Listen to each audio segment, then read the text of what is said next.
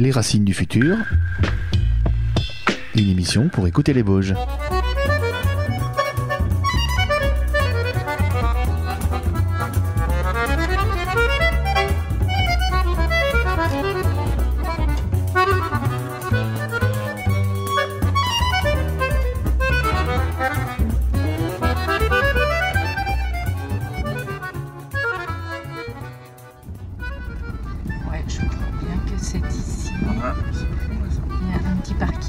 On se gare ici.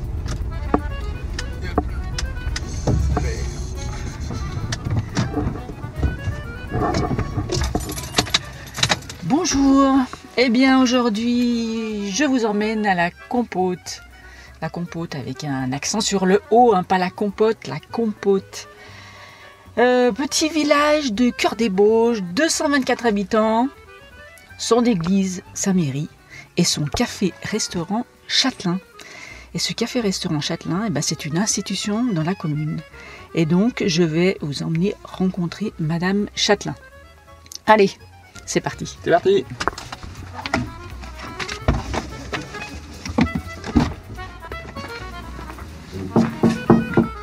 Bonjour. Bonjour. Moi, je vais plus faire de bruit, je m'en vais. Alors. Ah oui, bonjour monsieur. Bonjour. Voilà, ben Séverine est là. Entrez. Et vous cherchez des choses. Vous, moi je ne sais même pas de quoi il s'agit. Oh ben, de rien de bien méchant. Ah bon? On voulait savoir un petit peu l'histoire du restaurant. Ah oh là. Café-restaurant. Voilà, ce que je m'en rappelais. Est-ce que, parce que vos parents, ils avaient déjà le café-restaurant? Oui. Ouais. C'est vous qui êtes né dans le... Moi je suis née là. Et vous appelez comment? Votre nom de jeune fille, c'est comment? Berger. Berger. Et ses parents, c'est vos parents qui avaient déjà... Mes parents avaient déjà... Oh, ça fait 100 ans, hein. Ah oui. Je ne peux pas vous dire vraiment la date exacte. D'accord. Ouais. Mais c'est... Non, c'était déjà ma grand-mère. Ah, les grands-parents déjà. Mes grands-parents, oui. D'accord. Ils ont eu qu'un fils, donc mon père, mais il est né en 1882. Ah. Ça, je me rappelle parce que comme j'avais tout le temps les papiers à faire. Hein. Votre père est né en 1882. 82. Ouais, ils ont eu que ce fils. Ma mère, plus tard, disait ah, elle en a fait qu'un, ma belle-mère, elle en a fait qu'un, mais elle l'a fait costaud. Hein. C'est vrai qu'il était pas souvent malade. Hein. Ouais. Et donc, il y avait beaucoup de cafés-restaurants dans Ici, les villages. dans le village, il y avait 6 cafés. Mais À la ils aimaient compote? tous un petit peu manger, oui, mais enfin, chez nous, oui, c'était restaurant. Ah, Puis on avait 2 chambres, une chambre. ah oui. On l'appelait, d'ailleurs, nous, c'est parti, je me souviens plus que je disais la chambre du monde. Ah, Mais j'ai une nièce à Paris, la dernière fois qu'elle est venue, elle me parlait de la maison, elle dit, vous avez mieux fait ranger la chambre du monde, qu'est-ce qu'elle est devenue? Puis moi je l'ai regardée, je me suis dit, qu'est-ce qu'elle me raconte là, la chambre du monde? Et puis ça m'est revenu, j'ai dit, oui c'est vrai, elle dit, ben, c'était la chambre où ses parents venaient quand ils venaient en vacances, ils dormaient dans cette chambre. Elle dit, on dormait dans la chambre du monde. Alors elle avait ce nom. Voilà. Alors, il faisait et donc, les deux. c'est votre père, il tenait le café Il tenait le café, oui. aussi. Quand il était jeune, il avait été en montagne, comme tous ceux. Il son avait âge, quand même hein. quelques vaches. Oui, on avait 3 vaches. Ouais. Par exemple, 2 vaches, une genisse qui allait faire veau, un petit veau qui poussait derrière. Oui, il y avait 5-6 bêtes. Le poulailler était dans l'écurie, à ce moment-là, il n'y avait pas de maladie, on ne s'était pas défendu. Puis on avait un cochon. Il y avait toujours c'était plein quoi. Nous on n'avait pas beaucoup de vaches, aujourd'hui on en avait 3-4. Et l'été ils ne les gardaient pas parce que pour aller faire les foins en montagne, les vaches on les mettait en montagne. Même quand on n'en avait que 2, elles allaient chez des cultivateurs, chez des montagnards qui avaient les vaches pour traire, pour faire l'automne. Elles leur descendaient l'automne. Alors bien souvent l'été on tenait qu'une chèvre pour notre lait. C'est bizarre, ça c'est parfait. Après depuis la guerre ça a dû s'arrêter je crois. Mais avant c'était l'habitude, les gens ne gardaient pas parce qu'il n'y avait pas les machines pour faire les foins. Alors vous savez, soigner des bêtes matin et soir, traire le soir, Et maintenant, le soir, à ce moment-là, ils allaient faucher, quoi. C'est du travail, hein, quand on a des bêtes l'été. Alors donc c'était vos parents qui tenaient le restaurant Oui. et vous aviez des Et moi, frères je vous ai dit, il m'en faisait beaucoup de Mauriennais qui venaient manger. qui venaient manger ici. Oui. Ouais. Et puis des gens de passage aussi, des voyageurs de commerce. Les voyageurs de commerce, moi je me souviens c'était une dame qui faisait ça. Elle était du pont voisin. Elle venait, mais elle venait par le car et elle faisait les Bauges à pied. Les prendre les commandes, c'était pour le Dubonnet, la Suze, les apéritifs. Et vous aviez des frères et sœurs? Oui. Ouais. Oui. Moi, je suis la dernière. On était 4 filles. Il y a 5, l'aînée, elle est morte à la naissance. On disait toujours, on était 2 d'avant-guerre et 2 d'après-guerre. Une était de 12, l'autre de 13. Et ma sœur était de 21, moi de 23. Je parle des années, hein, je parle. Alors moi je suis restée à la maison. J'y ai vu encore avant-hier. J'étais la deuxième du canton. J'avais une bonne note de tout. On voulait que je continue, mais alors mes parents étaient tout seuls. J'ai pas osé partir, quoi. Je suis restée. Alors mon père, il vous trouvait tout le temps parce qu'il faisait le vétérinaire bénévole. Il aimait les bêtes, alors puis il s'était spécialisé là-dedans. Il n'y en a pas un qui avait une vache qui allait faire veau. Ah ben il dit on va l'appeler Berger. Il l'appelait carrément, il s'appelait Jules, mais enfin on l'appelait carrément Berger. On l'appelait Berger des fois la nuit, 2h du matin, même de Doucy, monter à pied à Doucy. Alors il rendait service et puis il lui rendait en service. Les gens n'avaient pas de sous.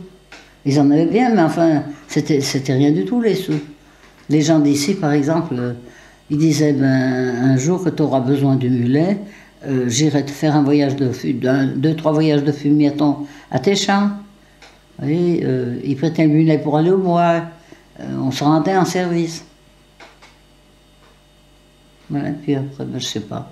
Après, mon mari travaillait à la fruitière.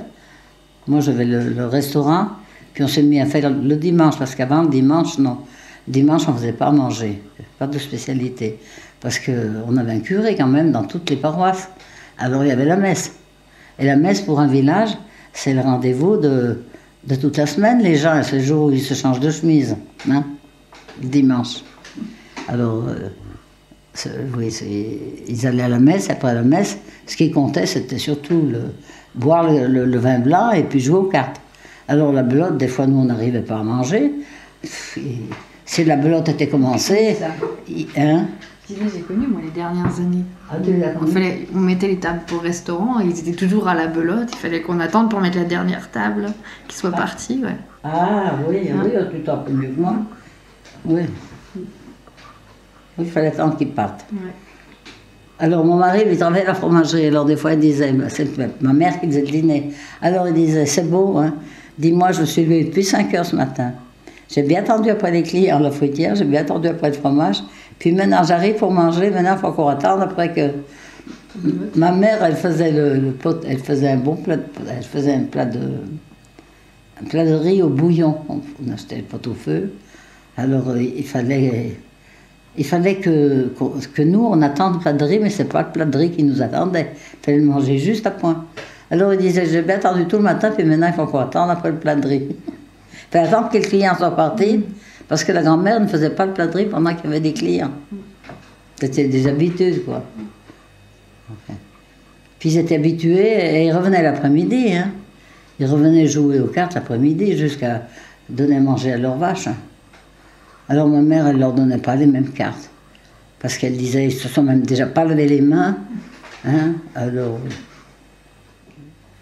Ouais, puis ça faisait sursauter. Hein. Il y en avait qui étaient quand même un petit peu nerveux sur la table, à la belote.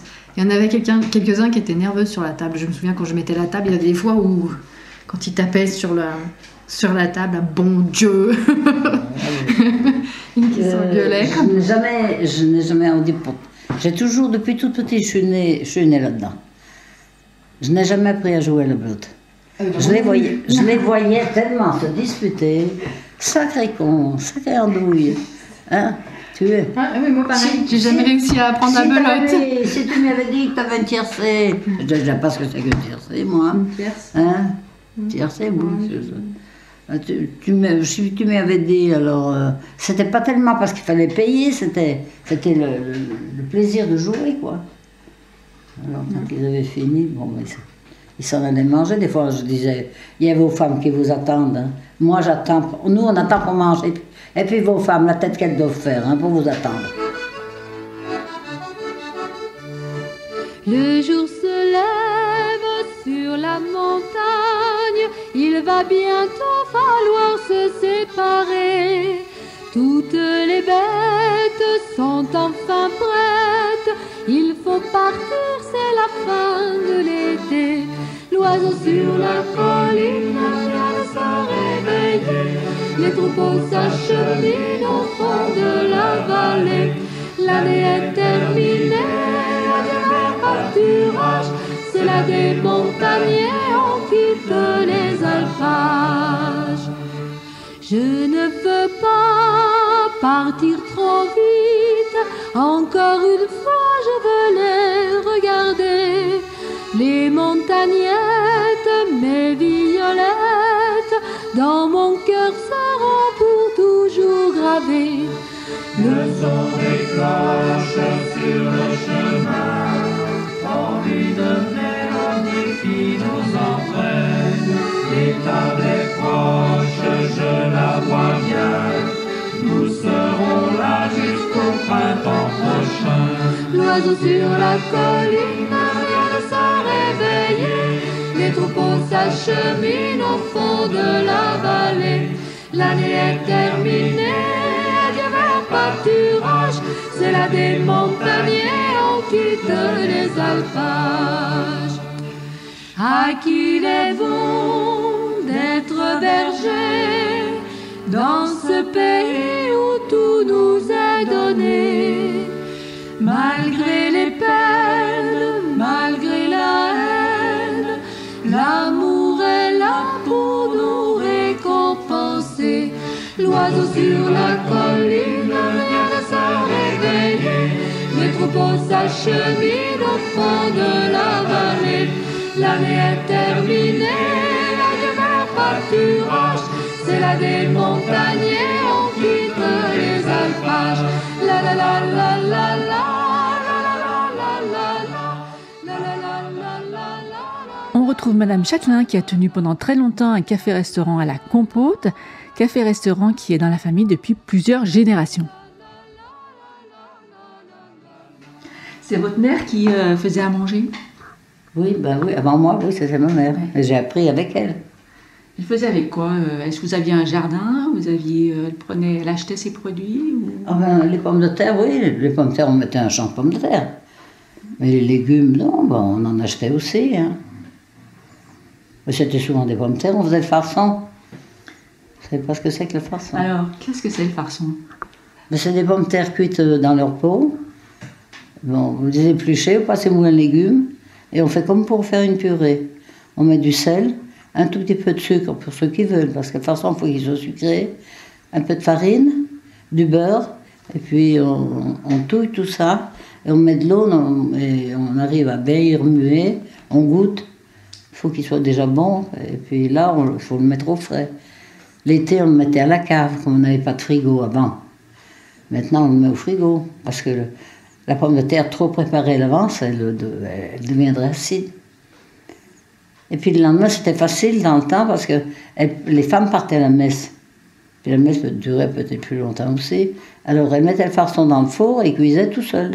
Il n'y a pas besoin de... Le gratin, il faut le préparer, le mettre juste une demi-heure et le farçon, ben, il cuisait. Hein. C'est une purée qui devenait, je sais pas moi, jaune, devenait la couleur de la table. Hein. Plus sombre. Ah, il y en a qui aiment toujours, hein, me demandent si je fais du farçon. C'est traditionnel, ça, des Bauges, le farçon? La compote, surtout. À la Compote. Pas tellement ailleurs, mais à la compote, oui. Il paraîtrait qu'avant la guerre de 14, hein, après la guerre, ça s'est plus refait, mais ils le portaient cuire au four communal. parce qu'il faisait le pain le vendredi et le samedi.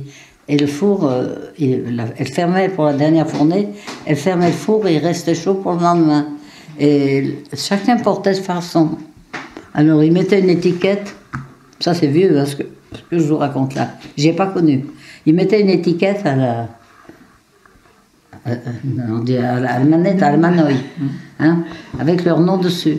Alors, je me rappelle, notre voisin nous racontait la mère, elle avait dit, allez chercher le farçon, c'était le moment de manger, allez chercher le farçon au four. Alors, la fille, elle dit, tu y vas toi, puis finalement, ils n'y ont pas été. Quand ils y ont été, il n'y avait plus qu'un plat, et c'était pas le leur. Alors, ils ne voulaient pas le manger, parce qu'ils disaient, oh, on ne sait pas qui c'est qui l'a fait, le farçon, hein. C'est pas celui de notre maman. C'est peut-être, alors, ils cherchaient la femme la plus sale du village, vous voyez, ils disaient, c'est peut-être celui d'un tel, c'est peut-être celui d'une telle. Alors la mère, elle s'est fâchée, elle a dit, vous aviez qu'à y aller plus tôt chercher notre plat. Après, elle a récupéré son plat, elle, mais il fallait mettre une étiquette. Hein. Et la période, vous vous rappelez la période de la guerre, par exemple Oui, bien sûr. Comment ça s'est passé à la Compote? Comment ça se passait pour les commerces et tout ça? Est-ce que ça changeait les habitudes des gens ou c'était toujours pareil? Non. Mais les gens étaient habitués, je vous dis, ils étaient habitués à aller à la messe à boire le vin blanc après, jouer à la belote. La guerre, elle n'a pas vraiment... Il y a eu la résistance, oui, il y a eu un petit peu de jalousie par-ci par-là, il y a eu des délations, il y a eu, comme partout où il y a des humains. Hein. Non, ça c'est pas tellement connu. Ah ben pendant qu'on n'avait pas de vin, pas un temps. On n'avait pas droit à acheter du vin. Le vin c'était sur ticket. Les gens, ils avaient leur ticket de pain comme ils avaient leur ticket de vin. Je me rappelle les religieuses qui étaient ici, elles avaient leur ticket de vin, elles venaient chercher leur bonbonne de vin. Et oui, tout le monde avait droit à tant peut-être 1 litre par mois, je ne sais pas. Le café aussi pendant la guerre, c'était pas. Le café. C'était pas du café, quoi. Oui, ben, il y avait de l'orge, non. Ben, on en trouvait du café quand même. Hein. On trouvait du café vert. Hein. Moi, j'avais un beau-frère qui était fruitier. Alors, les fruitiers, c'était un peu les rois du pays. Il arrivait à trouver du café vert qu'on faisait griller. Moi, j'avais un grilloir là-haut. On grillait notre orge pour faire du café. C'était pas du vrai café, c'était du faux café. Oui, mais c'est bon quand même. C'était bon quand même. Mais oui. On trouvait bien bon. Je sais pas, il me semble que tu me disais que c'était un peu croué, mais bon. Un peu croué, ça veut dire croué. Croué? Oui. Petit? Oui, voilà. Un petit gosse, on dira mon petit croué. Oui. Et quelque chose qui n'est pas bien bon, c'est croué. Ah oui. Voilà. C'est une expression, oui. C'est une expression. Pas Mais qui veut dire, on dit de ça d'un petit chéri, par exemple, on dirait, oh, c'est notre petit croué. Voilà, c'est notre petit chéri. Et puis on vous dira, oh, dis donc, ta soupe, elle est crouée. Hein. Voilà. Croué, ça veut dire passable. Oui. T'avais les immigrés aussi. Moi, tu m'as Oui. beaucoup raconté les immigrés, le Magnien, César, Pedro qui venait tous les matins, qui venait aussi demander pour les papiers. Eux, c'était l'assistante sociale. Voilà. Ouais. Parce que tenir un bistrot, j'ai mis sur mon livre de souvenirs, tenir un café, ça veut dire faire de la... Comment que je te dis maintenant? L'assistance sociale. Parce que, ben oui... Un Italien, il habitait pas loin de chez nous. Quand on voulait, il nous rendait service. Alors, moi, c'est pareil, je lui recommandais son linge, je lui lavais son linge. S'il y avait quelque chose qui allait pas, s'il était malade, ben, je faisais venir le docteur, mais il voulait pas qu'il aille chez lui parce que c'était pas propre. Alors, le docteur venait chez nous le visiter. On en avait un autre, c'était pareil. Il mangeait chez nous et il vivait chez lui, quoi. Et ces Italiens sont arrivés quand? À quel moment? C'était après la guerre? Ben là, le César, lui, c'était une histoire de Mussolini, quand ils se sont sauvés d'Italie. Il avait une famille. Et puis l'autre, c'était un Autrichien, l'autre, il a été en Russie. Et il avait beaucoup voyagé, lui. Il y a des fois, j'y pense, parce que j'ai quand même mes souvenirs, j'ai écrit. On lui demandait pas assez, on n'y croyait même pas. Hein. Il a été prisonnier en Russie, il avait 16 ans. Ils ont beaucoup voyagé. Après, il est venu Il a échoué alors, je ne me rappelle plus, un nom polonais, je ne me rappelle plus le nom. Après, il a échoué à Mulhouse, puis de Mulhouse, il est venu échouer à Grenoble, après il est venu à Aix, et puis à Aix, il chantait très bien, et il faisait partie de la chorale, et le curé l'a remarqué, et le curé, il était nommé à la Compote, un jeune curé. Alors lui, il est venu à la Compote parce qu'il était sans papier, il était autrichien. Et les Allemands n'aimaient pas, ils n'aimaient pas les Italiens, les Autrichiens. Alors il s'est sauvé ici, et puis il y est resté. C'est la guerre, ça, c'est pas beau à dire. Et les autres cafés dans le village, là, c'était que des cafés, il n'y avait pas d'autres restaurants? Il y avait d'autres restaurants? Non, peut-être bien que... Non, je ne faisais pas restaurant. Au pont aussi, peut-être, là-bas dessous. Si, il faisait un peu comme... Mais il faisait le maçon aussi, le monsieur. Tout le monde avait 2 activités en général, c'est ça? Ah oui. On ne pouvait pas vivre, par exemple, avec le forgeron, il ne pouvait pas vivre avec son travail. L'épicier ne pouvait pas vivre avec son travail. Ils étaient obligés d'avoir des terres, d'avoir un à côté. Il fallait qu'il y en ait un des deux, ou le mari ou la femme, ait un salaire.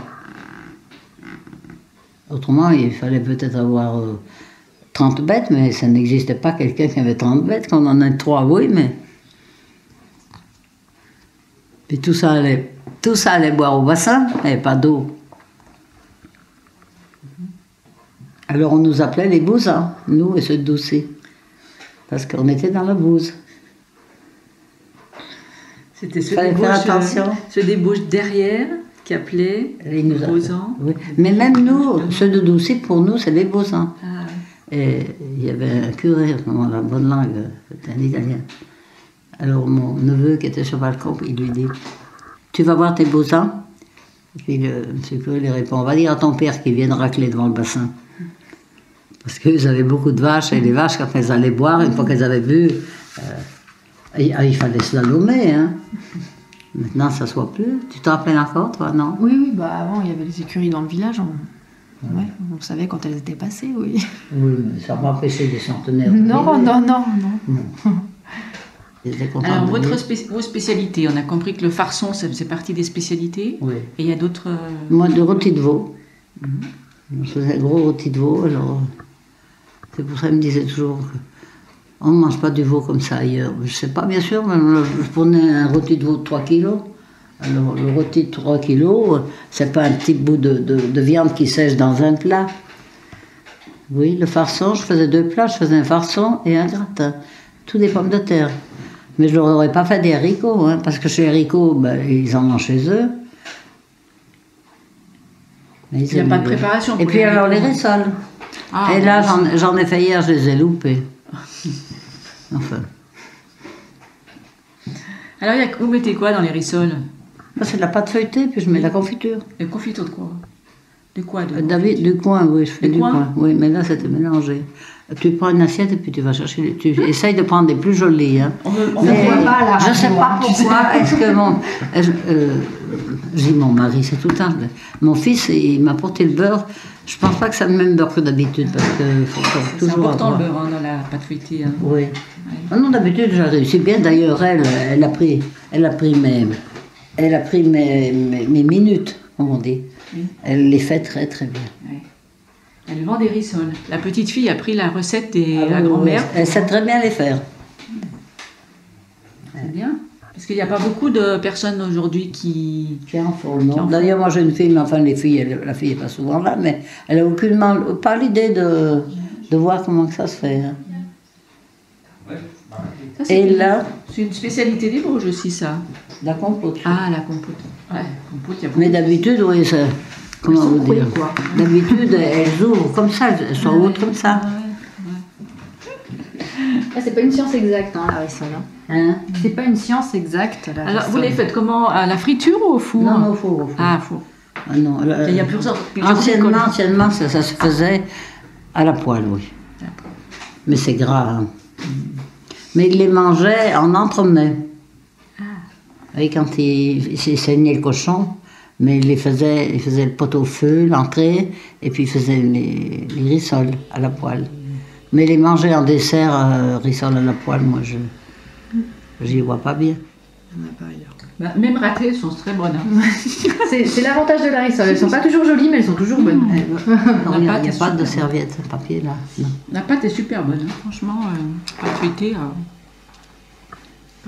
Non, alors ton père, il m'a dit qu'il aimait mieux celle-là, parce que des fois les autres, elles sont jolies, mais avec de la pâte. Il me dit, quand elles sont bien feuilletées, avec de la pâte. Elle dit, celles-là, elles sont moins bonnes. Bon, mais ça va. Alors, est-ce que c'est un secret, la recette, ou est-ce Mais qu'on peut la non, mais bien divulguer? sûr que non. Eh ben, on va peut-être la donner, la recette, alors. Ben oui, je la donne à tous ceux qui la Eh veulent. ben, allez, c'est parti pour la recette. C'est la petite fille ou la grand-mère Non, qui non, donne la recette grand-mère, oui, c'est vrai. Non. Alors, 2 jaunes d'œufs, 1/4 de litre d'eau, que je mets une pincée de sel dedans, 4 morceaux de sucre, que je mets fondre dans l'eau, et puis je délaye le blanc d'œuf avec, Le jaune. et puis, hein, Le jaune d'œuf. le jaune d'œuf, oui, j'ai dit le blanc d'œuf, oui, c'est vrai, je me trompe, le jaune d'œuf, et puis je mets de la farine, et puis je pétris. Je fais une pâte, et puis je laisse reposer la pâte. Puis quand j'éteins, des fois je ne me rappelle plus que je suis en train de faire des rissoles. J'éteins, puis je mets le beurre. Alors vous voyez, j'éteins ma pâte comme ça là.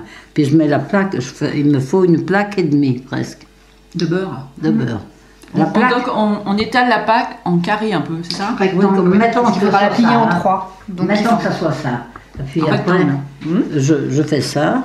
On met le beurre sur la plaque. Donc le beurre, il faut qu'il soit un petit peu ramolli, Il faut qu'il ait la même consistance que la pâte. la pâte. Oula. Vous voyez, alors il faut C'est là pas que c'est il faut- difficile, parce que- Non, c'est pas difficile. Faut le sortir du frigo quand même à l'avance. Il faut qu'il s'étende. Quand je l'éteins, il s'étend comme la pâte. Vous voyez, j'ai le grand morceau. Combien de beurre alors là? Une plaque et demie, oui, mais c'est plus grand que ça, hein, le morceau. Ça fait 50 rissoles. Hein. Pour ah oui, combien de farine Cinquantaine de là? rissoles, presque 1 kilo. Ah ouais. Juste de jaune d'œuf pour tant de farine. Ouais. Oui. Oui, alors je fais ça, comme ça, et puis je tape dessus pour égaliser. Alors quand je vois que le beurre arrive là, j'arrête, puis après je réétends et je fais de nouveau un carré, un rectangle. Et puis je plie dans, Plie dans l'autre sens. je plie dans l'autre sens. Ah ouais. Ça j'ai inventé. Hein. Ah bon J'ai inventé moi, oui. Tu l'apprends. Et puis je réétends et je replie dans l'autre sens, voilà, oui, c'est ça. Et la deuxième fois, non, là j'ai fait qu'une fois.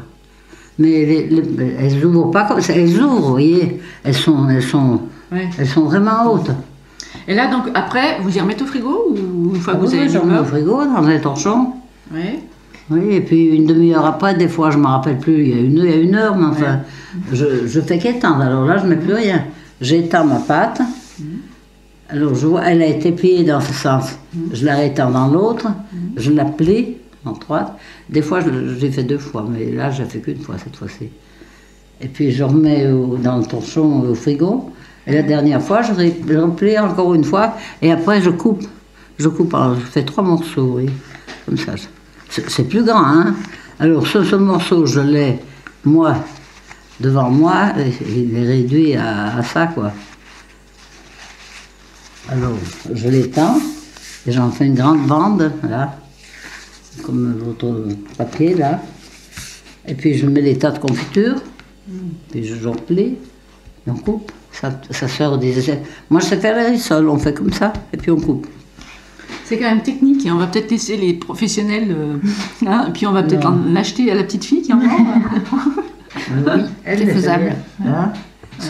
Tu les réussis tout le temps? Ah non, j'en ai bien raté un peu. Attends, oui, pas comme ça. Ah non, j'en ai fait des pires. Ah, on a fait des pleurs, mais tant mieux. Ouais, Ça me mais console. c'est la température qui est traître.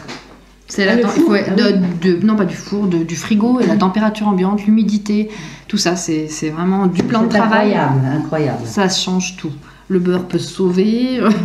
Non, faut Donc pas que ce soit- c'est voilà, mais oui, c'est ce que je te quoi. dis, selon la température, selon l'humidité, ça change La énormément. qualité du beurre aussi. La qualité du beurre, ouais. Faut pas prendre. Là, il y a le beurre quelque chose. trop bas de Il ne gamme. m'a pas apporté le même beurre. Il m'a apporté le président. Et d'habitude, c'est pas le président. Il faut peut-être prendre le secrétaire, ce serait mieux. Et le four alors, la cuisson. La cuisson, on n'a pas dit la cuisson. C'est à peu près, c'est 215, un quart Ouais. d'heure. à peu Assez près. chaud donc. C'est très chaud pour que ça Oui, les donc, saisisse et ouais, qu'elles hein. montent. Tout de Mais à même, peu près vite. un quart d'heure. Alors, je surveille, oui, il faut bien un quart d'heure, 10 minutes, un quart d'heure. Entre la première fournée et la dernière, c'est variable. La première fournée a tendance à être un peu plus longue et la dernière, par contre, il faut bien la surveiller. Graisser la tôle, hein. Ouais. Moi, je l'agresse pas, moi. Ah bah non, on se doute. Non, je passe de l'eau. Ça colle pas. Ça colle pas sur la Ça plaque. colle pas, non. Et vous faisiez pas aussi du gâteau de foie Oui, Ah je fais oui, du gâteau de c'est foie. aussi ça, une spécialité. J'en ai jamais fait en dur. Alors Ah comment oui. on fait le gâteau de foie? C'est un soufflé ou si c'est quoi? Oui, alors je prenais, par exemple, des restants de viande, hein. Pas n'importe quel restant. Si j'ai 2-3 tranches de viande, ben, je la passe à la moulinette.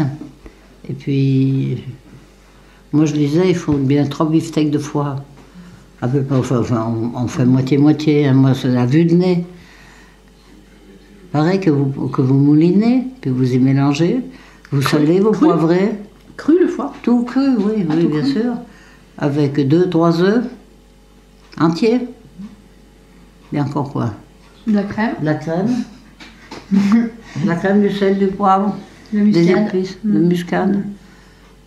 Ça ressemble plus au flan en fait en fabrication, je trouve. Les œufs, la crème. Oui, puis moi j'y mets dans un moule à Pyrex, avec un papier autour, je mets toujours un papier, bon démoulé.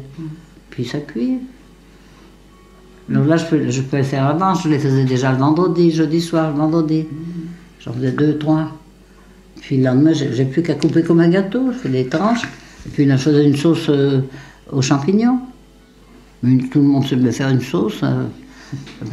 Faut pas oublier d'y mettre un petit peu de cognac, un petit peu de... J'ai plus rien. Dans la eau, pas obligé. Ah, tu la mets? Toi, tu la mettais. Oui, je la mettais, oui. Mais qu'est-ce que vous voulez pour savoir? Ben, je sais Les plats qu'on fait, la polenta, mais tout le monde sait bien faire la polenta. Ah oui? Pas tant que ça. Hein. Si, moi c'est Comment bien vous la vu faites arriver. Vous la faites comment, vous, la polenta? Là, je mets du beurre, je fais revenir de l'oignon ou de l'échalote. Et après, je mets la polenta, un bol à peu près, polenta sèche, Grosse? la moyenne. Moyenne. Et puis, j'en ai fait hier. Mais hier, j'ai bien presque mis toute la fiole de lait. Du lait, de l'eau. Oui, c'est... Nous, mes parents, ils mettaient au four. Ils mettaient du fromage dessus, puis au four. Mais moi, je ne sais jamais si ça va être sec, si ça va être... Je préfère la faire dans une coquelle. Et puis, j'en mue de temps en temps. C'est assez bon, la polenta. Ça a toujours existé, ça, la polenta? Ou c'était quelque chose qui vient sur un Oh peu non, la polenta. dans le C'est le pain des pauvres. Dans le temps, ils faisaient la polenta, puis ils la faisaient dure et ils mangeaient coupée en morceaux pour remplacer comme les pommes de terre. Les pommes de terre, elles remplaçaient le pain. On était habitués, nous, à manger les pâtes avec des pommes de terre, figurez-vous. Non, je vois pas bien ce qu'ils faisaient autrement. Les mat de fin, même moi, le mat de fin, j'en fais pas. C'était le plat du vendredi. Ah oui. Une salade avec des pommes de terre.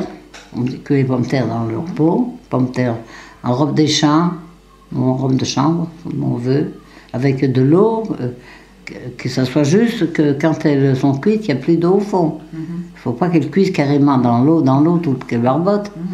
Les pommes de terre avec la salade, et le mat de fin, c'était le dîner du vendredi. Parce que même dans le mat de fin, ma mère, elle disait toujours, oh, dis donc, c'est que ça prend beaucoup d'huile, hein, le mat de fin. Mais oui, parce que vous mettez de l'huile dans la poêle. Je n'oublierai jamais la vie des montagnettes au joli mois de mai, les chants de violettes, la symphonie des fleurs, le vol des papillons, les clochettes en chœur tout près de la maison. Nous faisions des barrages dans le torrent fougueux, essayant à la nage nos corps encore frileux, et nos mains de berger noircies par les myrtilles transformaient les murgies en villages tranquilles. Et l'arbre avait son nom, il avait son histoire, il portait nos prénoms et tant de balançoires, il nous servait d'abri, on décrochait sa mousse, ayant très vite appris à la fumer en douce. La la la la la la la la la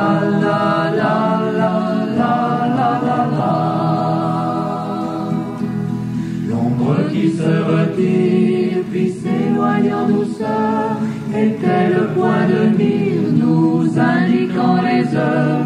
Nous avions un repère pour aller déjeuner, la petite clairière rouge de framboisier. Le troupeau s'égayait dans les verts pâturages, les chevaux gambadaient en un balai volage. Connaissions la voix des agneaux, des brebis, ils comprenaient, je crois, ce qui leur était dit. Heureuse avec mes frères, il y a tant d'années, combien j'aimais la terre et j'ai dû la quitter. Je ne peux que chanter une vieille romance, tant de choses ont changé depuis ma tendre enfance. La la la la la la la la la la la la la la. On est toujours avec Madame Châtelain qui nous raconte la vie du village de la Compote à l'époque où elle tenait son café-restaurant. Est-ce qu'il y avait des marchands ambulants qui passaient là? Ah oui. Ouais, qui c'est qu'il y avait qui... Des Italiens, n'importe comment. On avait le marchand blanc. Il était valdotin. Je me rappelle bien. Il avait sa grosse boîte sur le dos. J'ai mis dans mes souvenirs. Quand il arrivait, il se détournait sur la table, il la posait. Alors là, nous, on arrivait, hein, parce qu'il avait un tiroir où il y avait les barrettes à cheveux, là, les peignes, les rubans, de tout un peu. Hein. Puis un autre, alors lui, il y mettait dans une grande toile à matelas, puis il nouait, il y nouait, puis après, il jetait sur l'épaule. Vous savez, quand on dit c'est un pliant pour nous, c'est quelque chose qui est plié. Il passait le bras dedans et puis il jetait sur son épaule. Un baluchon. Un baluchon, voilà. Ouais. Nous, on dit un pliant parce que c'est plié, vous comprenez? Un baluchon, oui. Et c'était des Italiens qui faisaient ça, toujours des Italiens? Oui. Ouais. Ferrucci? Ah, mais Ferrucci, lui, il venait chez nous. Il a eu passé avec un âne, il mettait l'âne dans notre écurie, il mangeait là chez nous. Après, il a passé en bicyclette. Qu'est-ce Et qu'il après, vendait? il avait une moto. Ah ben, du linge, de tout, hein. J'ai encore un gilet, hier, je combinais où je l'avais pris. J'ai dit, je croyais que je l'avais acheté de Ferrucci. Enfin, La nourriture était moins variée que maintenant. On mangeait un petit peu, les gens mangeaient un petit peu toujours la même chose. quand on parlait des haricots verts, moi je me souviens encore que disait, il faut des haricots verts, moi quand on me proposait comme ça. Pour moi c'était nouveau, les haricots verts. Les haricots verts l'hiver, haricots verts. Je comprenais pas ce que c'était que des haricots verts. Enfin, j'ai 90 ans, mais quand même. Je savais pas ce que ça voulait dire les haricots verts. Moi les haricots, c'est des haricots secs, qu'on met trempés. Ça c'est bon, ça. Les légumes, il y en avait beaucoup moins que maintenant, dans le jardin. Les gens, par exemple, les courgettes, ça n'existait pas. Ah non, ça n'existait pas. Ouais. Les Pourtant, ça courges- vient bien, les courgettes. Oui. Mais on va nous donner la faim, là. Prenez voir. On a changé nos habitudes. Allez, prenez les rissoles. Elles sont pas bien bonnes, mais... Eh ben si, elles sont bonnes. Tiens, Benoît, t'as le droit d'en prendre une. Ah, Benoît aussi. Ma petite fille, Benoît. Croque. Mon fils, il est Benoît. Non, il n'y a point de ressemblance avec celle d'habitude. Hein. Bah, elles sont bonnes, hein. À la vue, ça parle plus pour la vue. Ouais, mais la vue, on s'en fiche un peu de la vue, hein. Vous arrêtez pas votre engin, là. J'étais obligée de vous dire une chanson, moi. Ah bah oui, Bah ah, mais oui, vous chantez. Non. Ah. Vous savez pas chanter. Si, je sais bien chanter, mais il faut bien savoir une chanson. Ah ouais, bah, qu'est-ce que vous chantiez quand vous étiez jeune? Je chantais pas. Est-ce que vous aviez une chanson que vous aimiez bien? Une chanson comme ça que... On chantait pas, hein, petite. Si tu chantais l'été, après le service, à 3h de l'après-midi, le dimanche, quand on avait bien marre, tu t'asseyais et tu disais « Oh, douce nuit », des fois que ça vienne faire venir la neige un peu plus vite et la fin de la saison. Voilà, ça m'a toujours fait marrer. Ah bon? Elle me rappelait pas. Quand il fait chaud l'été, je pense toujours à toi et je chante douce nuit. Ben oui, parce que ça me transporte à Noël, vous comprenez? C'est Oui, un chant, toujours c'est un chant de très Noël. agréable. Hein. Douce nuit, sainte nuit, des saints bergers, c'est pas je, voici le jour. Ils entonnent l'Alléluia à l'enfant qui sourit déjà. Et le maître du monde, je suis plus dans l'air, hein. Je ne m'en rappelle plus. Ouais, bien joué.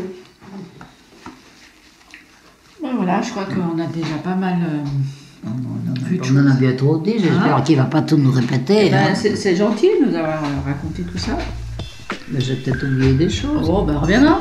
Je crois qu'il y a 90 ans, il y a des chances, oui, que t'en as Ouais. oublié quelques-unes. Hein. Ah oui, bien sûr. Merci à Madame Châtelain qui nous a accueillis avec beaucoup de gentillesse et qui nous a fait déguster ces fameuses rissoles. Merci aussi à sa petite-fille Séverine qui est venue partager les souvenirs de sa grand-mère. Et enfin merci à Benoît qui a assuré la prise de son. Les racines du futur. Une émission pour écouter les Bauges.